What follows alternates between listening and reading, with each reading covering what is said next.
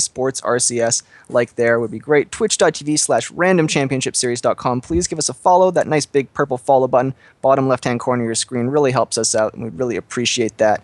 Like I said, we do host tournaments every week, so please just check out randomcs.com. If you go to the Register tab, click on League of Legends, all of the tournaments are going to be up there as well. And if you want to check out any kind of past tournaments that we've had, we do have VODs of our tournaments up there as well. So if you go to our website, randomcs.com, click on Tournaments, then go to League of Legends, and there'll be a VOD button, and you can check out all of our kind of replays of all our past tournaments. And this one will be up there as well. It should be up tomorrow. So if you kind of missed any of the broadcast or you want to rewatch things like that, please check out our VOD section, randomcs.com, Tournaments tab, League of Legends, and then the VODs button right there. So my name is Streetball, casting alongside Earthkey. We're getting into our quarterfinal matchup right now. The blue side is Tactical Impact Gaming, and the red side is the Bad Catholics. So very excited to see who wins this game. Winner, of course, moving on into the semifinals and guaranteeing themselves an RP prize at the end. You know, I'm kind of pushing for Tactical Impact now. I didn't realize this, but they've got two people running the CLG summoner icon there, and that kind of pushes me over the edge into their favor here. Yeah, it looks like CLG versus Cloud9 and Team Liquid right now, it looks like. And hey, you know what? Unfortunately, I got to go with the CLG side. I'm one of those people that just likes to be disappointed and and really get their hopes up, and then when things happen, it's just bad. But hey, you know what? Those are the guys I like. I'm sticking with CLG through thick and thin. They had some good runs this season, but hey, you know what? Bad things happen, and that's the way it goes. It'll be so interesting to see all of the new teams next season, and we'll see if some of these people kind of switch their icons after. If they're like, you know what, I kind of like this roster better nowadays, and we'll see what people decide to do. But jumping into the game right now, once again, Tactical Impact Gaming, they are on the CLG side, and Bad Catholics is Cloud9 and Team Liquid. So if you like those teams, yeah, you can see the symbols coming up right now, the emotes coming out. So if you like those teams, then cheer for your respective team on either side. So excited for this game jumping off right now, and GP going for that Crystalline Flask start, where the Olaf going for the Doran's Blade. So a similar start from what we saw last game, where it's pretty much damage versus sustain, and we'll see who comes out ahead in that matchup. I mean, there's the CLG, hopefully CLG is all they need to win, but... Yeah, do them proud. There's the face check! Oh no, it's usually Braum who's catching people out, but this time around, he's going to be the one caught. Going to forced to pick up that W first, though. That's going to hurt a fair bit and give a bit of an advantage here over to Tactical Impact, at least for that level 1 instance. Yeah, you're absolutely right there. And that really, at the end of the day, the reason that was caused is because they didn't get out on the map fast enough. If you're not out on the map immediately and a team is coordinated, they can get to those bushes faster than you can. And if you're face checking them after a certain time, it's not worth it to do it. If you don't get on the map immediately, just back off, give up space, just place defensive wards because you don't want to have to burn your flash there. And like you said, leveled up the W as well. Going to be really painful in those early levels of lane there when you don't have the spells you need. Having that Q to harass or kill minions early is very, very strong. Look for text message breakup and a line there in the bot lane to try and be a little aggressive. And Morgana took Ignite as well, which leads me to believe they're going to be even more aggressive. So very excited to see if we see some kind of ham action in bot lane with this flashless Braum. We might. I'm not really expecting too much because as a team, I feel Bad Catholics are going to take note of this and play more defensively because of it. Looks like we are going to get a bit of a double jungle here on both sides. Yeah. I mean, this is how you're supposed to do it. You're supposed to get this advantage early on, then teleport up to the top lane quickly with that level. The thing is, though, is that if you look at Tactical Impact Gaming, they did the double jungle start. They had their top laner and their jungle start the red buff, and they had their bot lane start the Krugs. Where for Bad Catholics, they had the bot lane leash for the double jungle. So it was a quadra start on the jungle. So unfortunately for the bot lane there, Bad Catholics are going to be behind in levels. As you see, Vayne got the level 2 there from the Krug camp. But it's also going to make it so that Malphite and Gangplank have a slightly faster start as well because they all focused the same camp. But how will that work out on the bot lane? We already talked about how Braum does not have, well, that Winter's Bite or that Unbreakable. He's now got to choose which one he wants here, and he's going to go with Q. But if we see a Dark Binding come out, latches onto either the Jinx or the Braum, it's still going to be a fair amount of damage down. But we're not going to see any of that. Commentator's curse. There's the Dark Binder. A little late, but it's there. It's there. It happened. But yeah, doing a decent job right now, even though, of course, I keep mentioning, no flash on Braum. They're doing a good job of kind of maintaining, I guess, pressure in that lane and just kind of maintaining control and not getting zoned out too hard or anything. Morgana trying to go in for some poke there, but it looks like at the end of the day, the early Krug start there by the bot lane of Tactical Impact Gaming doesn't really do that much for them. It's still something, though. It's a thought that counts. Yeah. I was going to say, what did do something, though, is as you see right now, this top lane, the legit jungle start from Gragas and Olaf, and there's the aggression I was looking for from text message breakup, kind of waiting for the QWE to be active there from level 3. Gragas coming into top lane, but this is what I was expecting from top lane, is if you do the double jungle start properly, you're going to get yourself very far ahead, and Olaf did a great job with his buys. He bought wards and pots, so he's not going for actual damage, he's just going for safety to allow him to be more aggressive, because Olaf has no real escapes, he's got the ghost if he needs it, but that ward's really going to protect him. Ooh. Nothing on bot still. The black shields. Oh, that could be something. The unbreakable is there. Is it going to be enough? It's not going to stop the ignite, and it's not going to stop that auto attack. Will text message breakup go down? One more auto is all it takes. Can he get the Q? 2, 1. Oh, still 1 for 1. Oh, not too bad. And both kills went over to both ADCs. The only advantage that text message breakup could get here would be more CS. And honestly, there's no reason, as the lane is already pushing up in favor of Tactical Impact Gamers.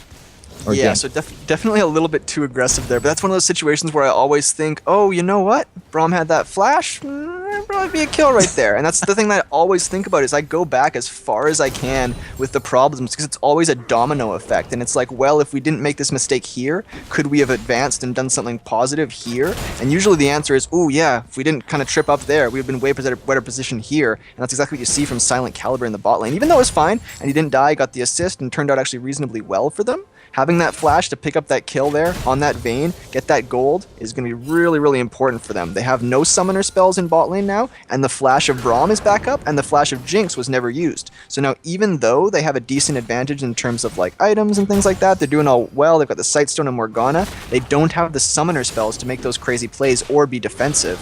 And Gragas kind of camping their lane right now to kind of protect them, maybe make a dive.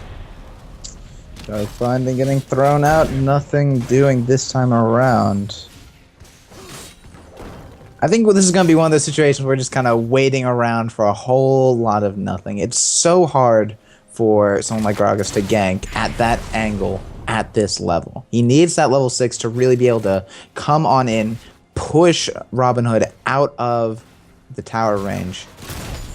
And he's just not able to do that right now. Gotta give him some time. It's unfortunate because Gragas is actually just being in the wrong place at the wrong time. He's thinking about the right thing. Ideally, he's doing the right thing. Here comes Malphite and top lane possibly, but I think he's just clearing wards right now. But that's the thing, is when you're against a Malphite jungle, Malphite's ganks are terrible before level 6. So what he's doing right now, as you can see from his farm, is all he's doing is just farming until he gets level 6. Once he's level 6, it's pretty much a guaranteed gank at that point. Now this is more opportune for Gragas. This is where he wants to gank. No wards either. He's coming in. The traps are going to counter, but he's going to flash on Odin. The Dark Binding is going to come down. Lock down Silent Caliber. The flash is back up.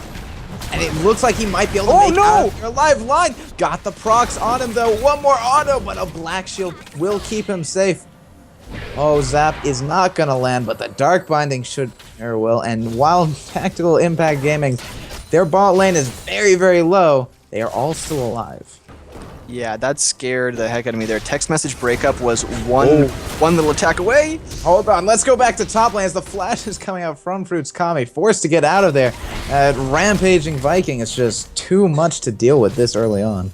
Yeah, and that's what Olaf needs to do, is he needs to force the advantage right now, because like you were saying, once the Triforce comes out for GP, he is going to be doing a lot of damage. There's a TP from Lulu. Oh, it's coming on down. Can Downhill get anything, though? There's so much health. The slow is there as well as the knockup. There's the Dark Binding. Can Lion get out of there alive? Yes, he can. And that is going to be a kill for text message breakup here.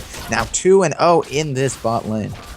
Yeah, excellent job there from Downhill. That was really well played Lulu gank, because those TP Lulu ganks aren't the easiest to pull off. Lulu's not exactly the champion that's the best for TPing right into the mix and being like, hey, I'm here for the team fight, but she played that really well. Popped the E on that Braum and then got damage on both of them with the angle there, and then used her ult offensively to get that knockup. Really well played by Downhill, showing that he's actually really adept at that Lulu, and it gets another kill for his Vayne, which is exactly what you want to do. Snowball that Vayne, and your team is good to go. I mean, Lulu is just, well, it's not, she is just strong right now. She's always been a very, very powerful pick, and she's got so much utility on her just because she's got, essentially, she's got about, what, 6, 7 moves in there? Yeah. So, I mean, she's got a decent bit of an advantage, and when she comes down, uses a fair bit of her CC, it really stacks up that slow into the knock-up into another persisting slow. Really not much you can do to escape from it. Yeah, you're absolutely right. That's why I love Lulu. Like you said, pretty much all of her spells can either be used offensively or defensively. You've got this huge variety. So when you play her in a solo lane, people aren't expecting all the CC that comes along with her. They're expecting the damage, but not the CC. When you play her support, they're expecting the CC, but not the damage that comes along with her, because her base numbers are very strong, and she does a lot of damage, especially for a character that is so kind of built around utility, like you said, with those shields, with the polymorph, the knockups, the slows, all those sorts of things. It kind of leads you to believe that, oh, they won't do that much damage, but Lulu does a lot of damage, especially when you play her properly. What they've been doing so far. Oh, and on top, roll this, getting his advantage once again. The Gangplank ult coming out in the wrong location, but I don't think it would have mattered too much as he did pop that ghost just to make sure he picked up that kill. Yeah, unfortunately, one of those panic ults where it's just like, whatever, save me something, please, keyboard, save me there. And I've definitely done that a few times, and Gragas we see invading the jungle right now. Smart play, because he knows that Fruits Kami is not there for backup. And this is what Olaf kind of excels at. Early game, he can just spam throw out those axes as long as he's able to keep on running through, picking them up, throwing them once again. But I'll get back to that later, as it looks like a gank is coming down in the mid lane. The Lulu ult coming out a little bit too late, and will the flash be able to save? I'm special. Gragas is just tagging that tower. He does not care, and he is able to pick up a kill just because of that. Yeah, really well played there by Boss GG. Even though I was kind of harping on him a bit before from his jungle kind of movements and ganking when he shouldn't be, when he actually does gank and actually goes in, he's playing the ganks perfectly. Like, it's usually not that often. Usually the jungler is kind of one of the weaker mechanical players, but as you saw before in bot lane, he body slam flashed over the traps, which is extremely hard to do because not only is it just flashing over traps, like, okay, that's kind of difficult, you gotta time it right, but he body slammed like an inch away from them and then flashed over. You saw there in the mid lane, he used his body slam perfectly to get the damage, then used the ult to keep her away from the turret after he was ulted. Perfect ganks so far coming out from Boss GG. Really, really impressed right now with his actual fighting play. First successful gank, unfortunately, but still. Better than none, hopefully. Yeah, he's been making plays, and here comes the level 6, now he's level 7 of course, but just basically the Malphite with the ultimate. This is what jungle Malphite is good at. Yeah, need to get that kill to make up for what they lost in the mid lane. Still, with a Morgana and a Vayne on bot, it's so hard to lock him down. That Black Shield just completely negates the Glacial Fissure. But here he comes, now by text message. Breakup going to go down here, but can the Soul Shackles pick up Robin the Hood? He is trying his best. The Explosion Cast is going to be the one to take him out. Meanwhile, Line going to barely make it out, but no, it is going to be a double kill thanks to that red buff. Now we see Roldiz come on down here into the bot lane. He is just wrecking havoc here, but Boss GG getting incredibly low. A great ultimate coming down from downhill, but can only one hit pick up the kill? Yes, he can. His third one in the bot lane, but that is going to be stopped as Downhill picks up the kill with that Glitter Lance. Almost picking up a second, but a quick jump from Silent Caliber gets him out of there. Yeah, great job there. And Lulu was able to just roam out. Here's the ult, though. There's the ult. Oh! Robin the Hood slaying beasts here in the bot lane. And that's where Jinx makes her money right there, is those ults. That is the greatest thing you can do on a Jinx. You're like, hey, you know what? I'm behind in CS. I'm kind of lacking in kills here. I need some more money. I need to buy something nice. Pop that ult off. Nice aiming from Robin the Hood. And to be honest, a little bit of a misstep there from downhill. You have to kind of be aware whether Jinx burned her ultimate or not, and make sure you're kind of off direct lines, because when you're directly in a line there in lane, it's easy to hit those, but when you're kind of off center, it's much harder to line those ults up properly. You just always got to keep in mind that if the opponent has some kind of global, there is a very large chance it's going to head your way. We went through this back when Ezreal was a huge member, but hold on, I'll get back to it later. As the teleport's coming down on top lane, downhill, looking to get the Glitter Lance, and there it is, and the Ragnarok to follow. There's too many slows for Fruits Kami to deal with. Oranges can only do so much. I've been so impressed with Downhill's teleports so far. I'm not the biggest fan of the kind of TP mid laner meta because it's so much harder to have effective TPs when you're a mage as opposed to being a giant CC tank like we see top laners normally are. So it's really hard to use those teleports effectively, and so far Downhill's teleports have been on point the entire time. Here's an early dragon start here from Bad Catholics. We'll see what they decide to do. Good move. This is the one chance they have. Boss GG going to steal it, though. And they can't even get him before he's able to flash over the wall once again. Tactical Impact Gaming, my gosh.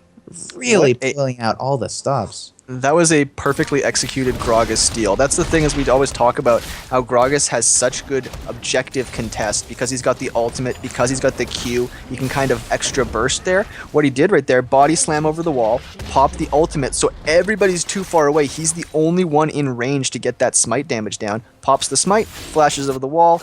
Easy first dragon of the game there for Tactical Impact Gaming. Really well played. Been so impressed so far from Boss GG as well as Downhill. And they're not really playing carry style champions. They're playing a little bit more CC utility based champions, but they're carrying their team right now. They're doing real well. I'm kind of just lost for words. He was so close to getting stunned with that Braum pass. He still just makes out over the wall. Bad guys are not supposed to be this agile. They're just not. Yeah, it's kind of like Riot with Shen there. They don't exactly design their champions. They're all like, hey, you know what? But that's why they redesigned Gragas to make him a bit more of a tank. Before he used to be a burst mage, which is like giant, fat, drunk guy. I don't know if he's a burst mage. I don't know about that. But so they're trying, they're tweaking things, they're getting things back in order here.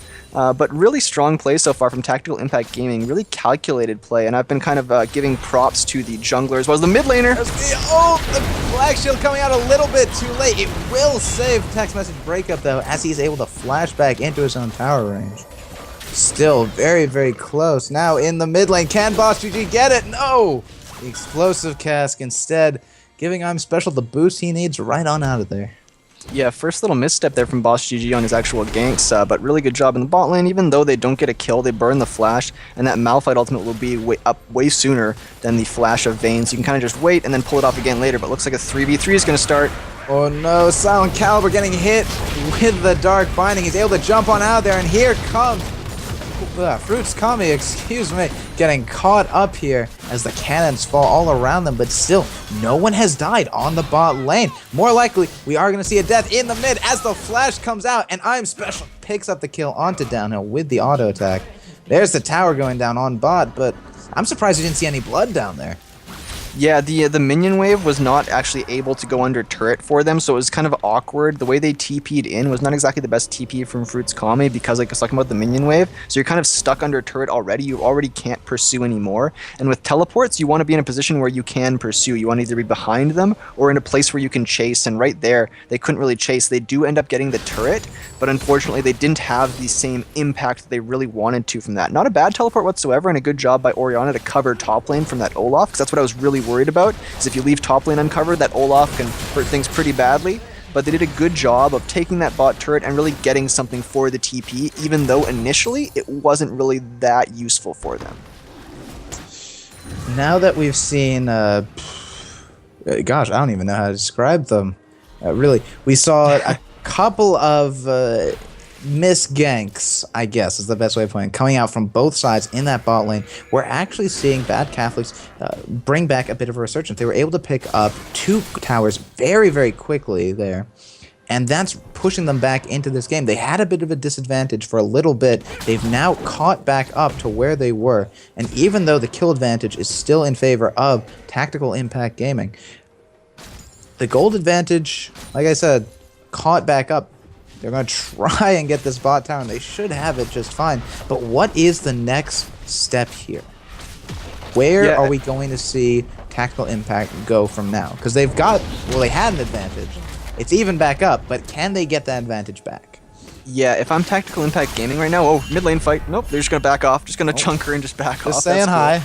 Yeah, I think they pinged out the Gragas down there possibly, or maybe that was even actually Lulu doing that. Gonna grab the Scuttle as well with the Dragon up in minute 45, very smart. But yeah, Tactical Impact Gaming, I feel right now they should play around their Olaf if they can. Their Olaf is so strong right now and is really kind of their ticket to a good fight. As you can notice, a lot of the fights that they've been losing, Olaf hasn't been there. He's been chilling in top lane and farming. So if they can play around the Olaf, get him to be a big part of these fights, I feel like they can really, really make things happen. If Lulu can get an ult on one of them in the front line, Vayne can do some kiting, some good dark bindings from Morgana. I feel like if they push up that top lane, ward around the jungle near him, possibly start up a 1-4 split push, and don't fight when necessary. Try to just split up Bad Catholics right now and pick them off in the jungle after you've warded, rotate around, keep pushing lanes, just keep pressure on without forcing any fights. Let Bad Catholics come to you and make a mistake, make an over-aggressive Malphite ultimate, and then you can punish them elsewhere or TP behind them on those deep wards and then force the fight that's to your liking.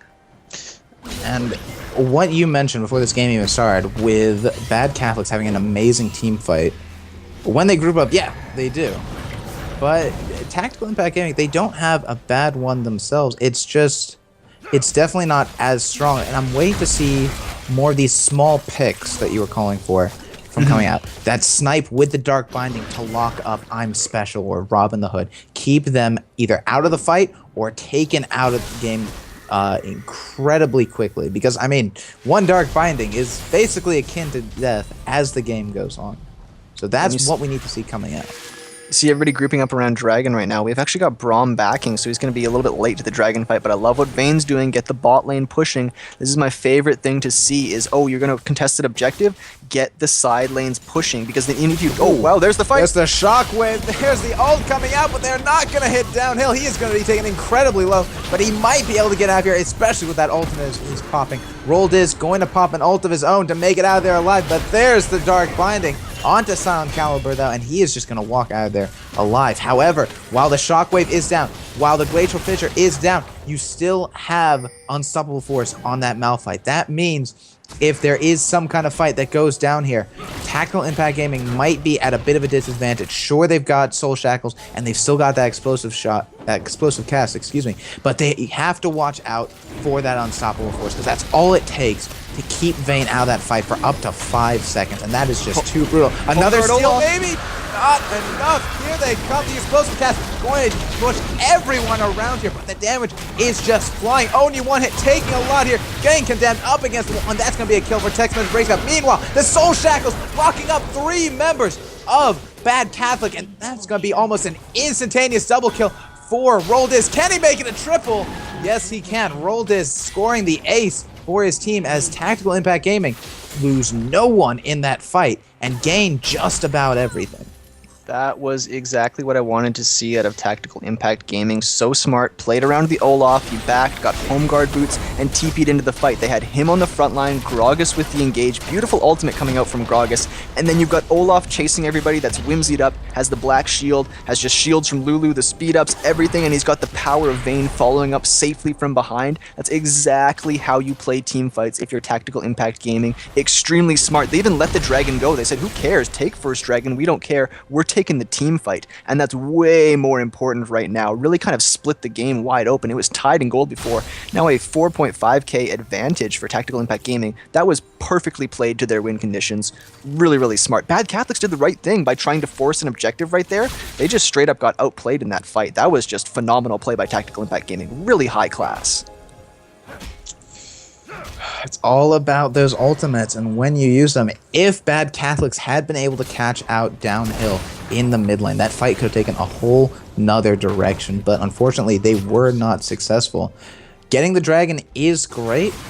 It's just such a shame they had to get aced on top of that. Still, not that big of a goal difference, about 4k in favor of Impact Gaming. We're seeing a lot of big items coming out, or a lot of medium-sized ones in the case of Downhill, who's decided that double rod is the best thing to do. And I mean, honestly, I'm not too sure where she's going with this. Maybe a death cap?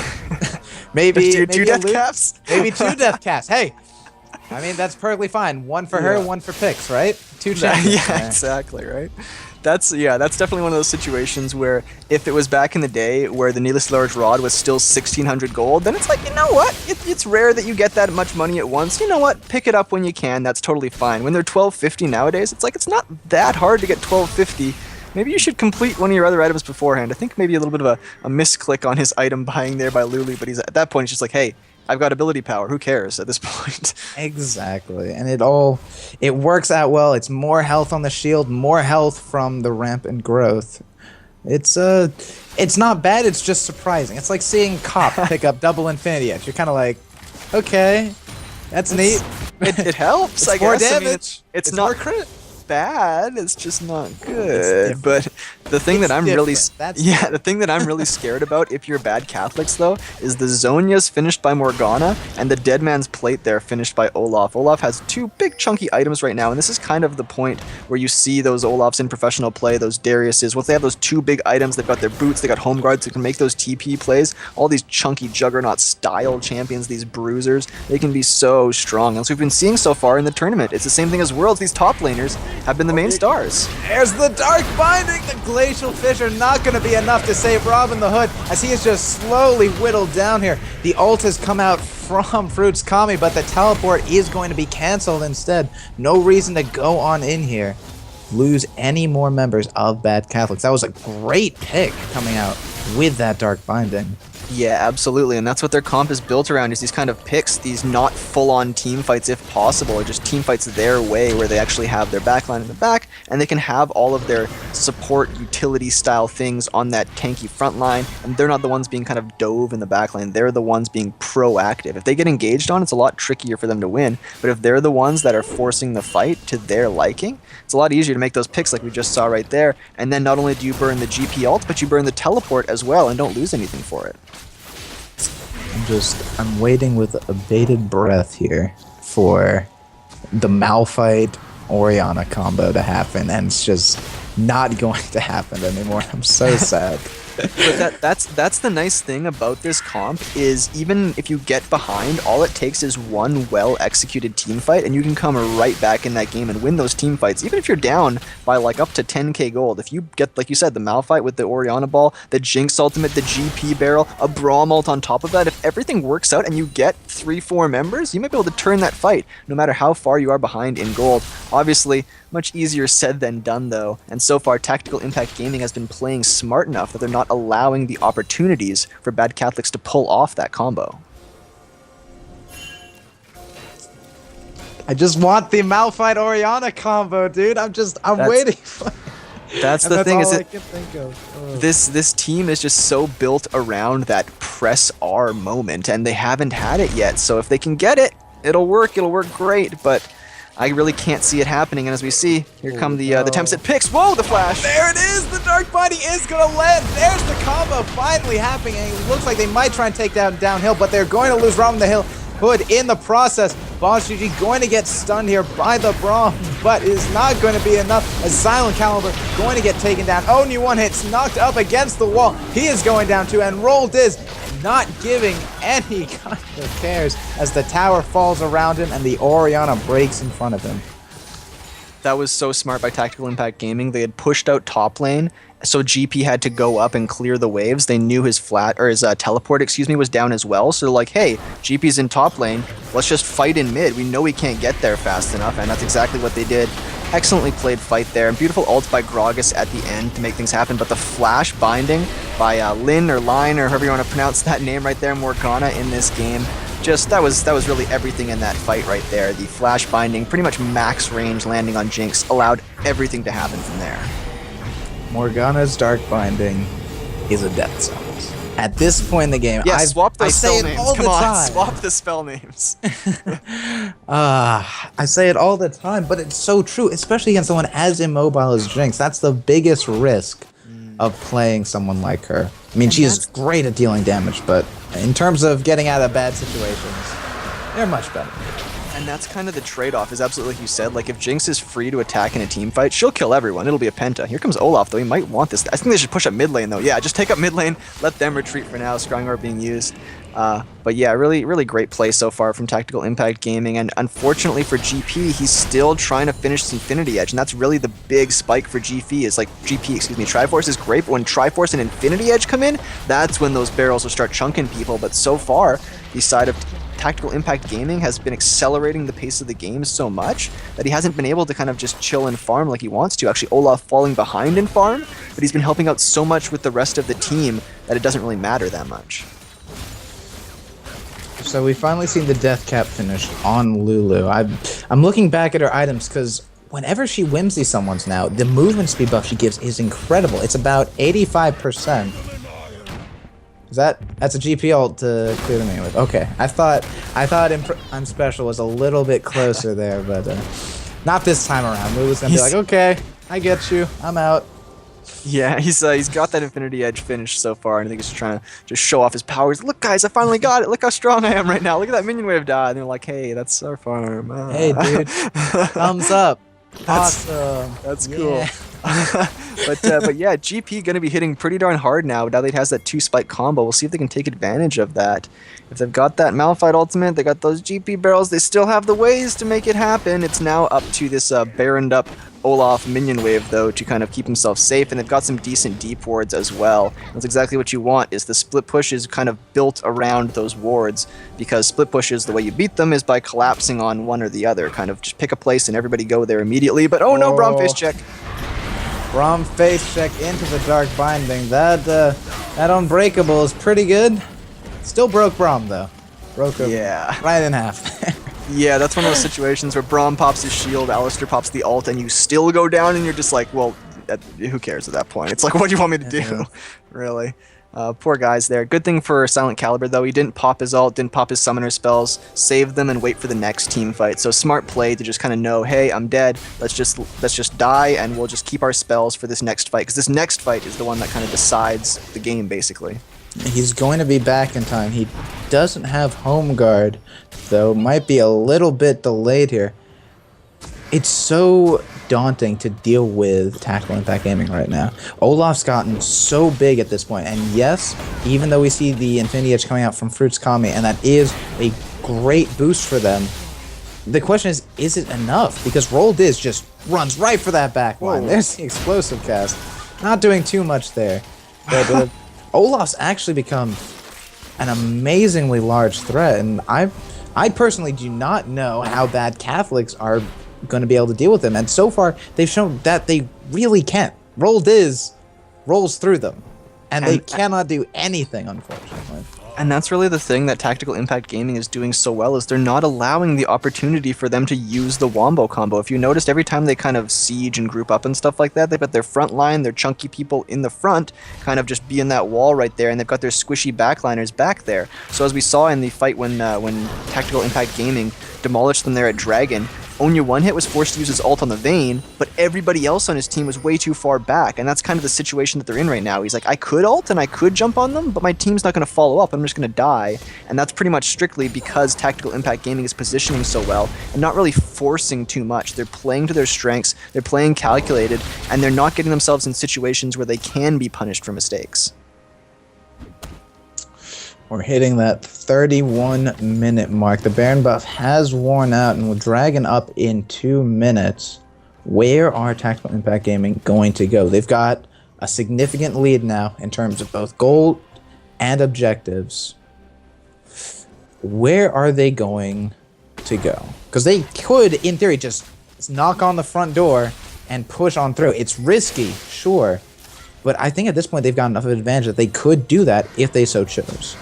Yeah, I think they're setting it up right now, which is what I want to see, is the Olaf splitting in top lane. They need to split and abuse the fact that their Olaf is the strongest person in the game. When your split pusher is stronger than everybody else, split pushing is the best strategy. When your team is kind of strong as a whole, then group up as a team and push in. But that's not what their team is built on. They're like, hey, Olaf can pretty much 1v2 almost everybody, where everybody on bad Catholics, if it's a 5v5 or a 5v4 in their favor, they can wombo us very hard. So they want to push in the waves, get those wards up so no one's getting ganked, no one's getting TP'd leave behind, no one's getting jumped on or caught out in any way, shape, or form, and they just slowly push in all waves until Bad Catholics can't actually wave clear fast enough. They're forced to split up their resources, and then once they're split, that's when Tactical Impact Gaming forces the fight, once they're spread apart. Well, in the meantime, I guess everyone's going to hunker down and just siege on up here. Doesn't make for the most interesting gameplay, but the thing is, these guys are more concentrating more on the fact they just want to win this. They want that RP, and I understand that. I understand that completely. Well, it's very smart because, like I keep saying, like against a team comp like this, no matter how far ahead you are in gold, one mistake could lose you a team fight. And the later the game gets, the more one team fight can really change things. So with Dragon coming up in 10 seconds, Baron in 40, I wouldn't be surprised if Tactical Impact Gaming just chills, sets up some wards, goes to take Dragon, maybe set up around Baron, and then play off of that next Baron, that buff that they get. Because the first one, they didn't actually use that effectively, unfortunately. They could have potentially got themselves a inhibitor turret, possibly an inhibitor off of that, but they didn't want to take the risk, and they're more comfortable just stacking up dragons, stacking up barons, and slowly choking the life out of Bad Catholics rather than going for the knockout punch. It's not really that fair for Bad Catholics. No one likes being in this kind of situation, but it's a good game plan from Tactical Impact Gaming. I mean, it's very low risk. Like you said, not the most exciting style to watch, but hey, it's high percentage, and that's what I enjoy, is how can you win as many games as possible? Here they're going for the fight, though. Is this it? No, the Black Shield on top of the Ragnarok Olaf. That's new. I haven't seen that one before, but hey, I mean, it scared Bad Catholics, but now you don't have this Ragnarok available, and Baron is up. Bad Catholics could go for something here, maybe, but that is only one ult taken out of... there it is! The Dark Binding, the Zonias, and the Soul Shackles! That is going to lock up two members of TIG, and they are going to keep on fighting, though. Bad Catholics looking to turn this around. Bo's going to go down here. No! So close, but there he is, finally going down. Downhill, looking to get stunned up. The flash is there, but do they have the range to get it? Oh. Going to take out Robin the Hood, but they are going to pay him back in blood. Almost an ace. Text message breakup going for that blue. It's very risky for him to go for this Baron, but look at the very low damage. Silent Caliber taken out with the crit. Text message breakup. Is this your moment? The play. Crit. Oh, there's one. There's an auto attack for everyone, but no one going down there. And now text message breakup. Incredibly low as well. All he's going to be able to get here is Scuttle Crab and that pink ward. Yeah, was able to stop the Baron there, so good job by text message breakup, realizing, hey, you know what, we lost this fight, I'm just going to bail, stay alive, and then try and be useful after the team fight. But that's what we've been talking about so much right now. I keep saying this, if they misplay the fight, Bad Catholics can clean this stuff up. And that's exactly what I didn't want to see Tactical Impact Gaming do. It was a beautiful bind and then the flash for the ult from Morgana, but that's not what you want to do. You don't want the wombo combo, you want to split people up. And as I was saying before, they might be able to grab this Baron, but before, I wanted them to push the side lanes and then set up for Baron. Get the waves pushing, split up Bad Catholics, and then force the objectives. They forced a 5v5 team fight right there and paid for it. Now let's see if they can turn it around. Looks like they should be able to get this Baron. However, only one hit, hanging off to the side. Has that ult, has that smite. Can he get it? No, he can't. Tech message breakup gonna take him down, and he is gonna get taken down as well. But the Dark Binding is going to lead more to more than one kill. I'm Special going to follow, and now a Baron buff. Tactical Impact is chasing down the last couple members of Bad Catholics. Going to just turn into the mid lane, aim for that middle inhibitor, maybe pick up a second one as well, but they've got the top and bot lanes pushing against them here, so they might have to just settle for that mid lane for the time being. They got the small timing window that they got to go right now. They're waiting up. There's the Unbreakable. Not going to do too much, but Rolled is going to go right on in there. They're going to take out Robin the Hood, and he is just going to keep on going. The Glacial Fissure is there, going to lock up most members of TIG, but that is not going to stop Rolled is, and he is going to pick up yet another kill. Oh, no, excuse me. That's going to go down to downhill, but still, 2 kills and inhibitor as well. So far, this Baron buff paying off. They've just got to go deal with those waves on top and bottom. Not let that gold and experience go to waste. Yeah, excellent job by Tactical Impact Gaming realizing the timing windows that they have. After text message breakup stopped that Baron attempt from Bad Catholics, they had 2 people dead and respawning soon, but the rest of those 3 were extremely low and had to go back to base. You knew everybody on Tactical Impact Gaming could actually get to that Baron in time because they were all dead and respawning reasonably soon. Everybody's at full HP. They can rush that down really quickly. And then the same thing is said there. They had the Orianna, they had the Malphite down. You've got 2 people dead, you got the Baron buff, you have the wave in mid. Doesn't matter that your side lanes are pushing, you've got about 20 seconds right now where you have to force that in, and if you can take it and back off and defend just in time. Beautiful job recognizing the timing windows and going right through them. Good job by Tactical Impact Gaming. And with that Baron buff, they've already got that mid inhibitor, like we talked about. They don't know that only one hit is right there, though, and downhill, looks like he's eager to get something. However, they're pushing down mid lane. They're pinging just the 4 of them. Yeah, they've got to go into a different lane, get another inhibitor. But Roldiz is just walking back to base. Did he DC? Did I miss that? And there they go. No, I think he might actually be lagging a bit behind here. I think it might be the same thing that happened to me last game, having a bit of spectator client issues. Onya one hit's getting jumped right now. He flashes away. Text message breakup coming in. There's the scrying. Oh no, he tumbles into the wall. Oh, that's heartbreaking, but he picks up the kill regardless. Red buff OP. Red buff is so strong. It always has been, always will. You just stick that onto the AD carry and it's just... Oh gosh. The worst is when it's on Jinx though. My gosh. I like that they changed the red buff too a little while ago to make it so that it regens percentage of your HP, so it's a little bit more viable, giving it to your tank as well, and I feel like that's kind of another way that Riot is trying to make the game a little bit more centered around like things like top lane. Here comes Olaf! Oh, he is going for it, he's so fast! That Ragnarok as well as the Ghost, he is unstoppable, and just his presence is enough to get the tower and the inhibitor here. Are they going to get any more else? BossGG getting that explosive cast. I'm Special doing what he can to stay alive, but he is going to go down just like Silent Caliber. The rockets are flying from Robin the Hood, but that is not going to stop them from picking up. It's not going to stop them from picking up this tower. Only one hit doing his best here, but he is unable to stop them. Roldiz just not caring at all as he just wails on Robin the Hood. Downhill, popping that Zhonya's a little bit too early there. Not going to end up in a death though, and that is good for him as this game comes to a close. That Crockett not going to be where it needs to be, but Ron the Hood is going to take down BossGG as the game goes over in favor of Tactical Impact Gaming. Wow, great game right there. Tactical Impact Gaming definitely in control for a lot of it, but really, really well played by Bad Catholics to pick up that team fight right there. And that's what I was hoping for the entire game. I'm like, they can do it. If they get a good fight, they can actually make it happen, and we got to see it right there. Unfortunately, Tactical Impact Gaming jumped right back on their feet and got that Baron, got that inhibitor immediately after, so they pushed back very hard. But really good job by Bad Catholics picking up the fight, even though they were behind by almost like 10k gold or something like that. Like, really good job. Winning fights behind on gold is very hard to do, so congrats to them for that. Unfortunately for them, Tactical Impact Gaming picks up the win. Going to be moving on to our semi-final matchup, so very exciting to see how they do in the rest of the tournament. My name is Streetball. You can find me on Twitter at Streetball. I also do coaching as well. You can find that at randomcs.com/Streetball. I am casting alongside Earthkey tonight, and we are the Random Championship Series. randomcs.com will be right back with another semi-final game. Thanks for watching.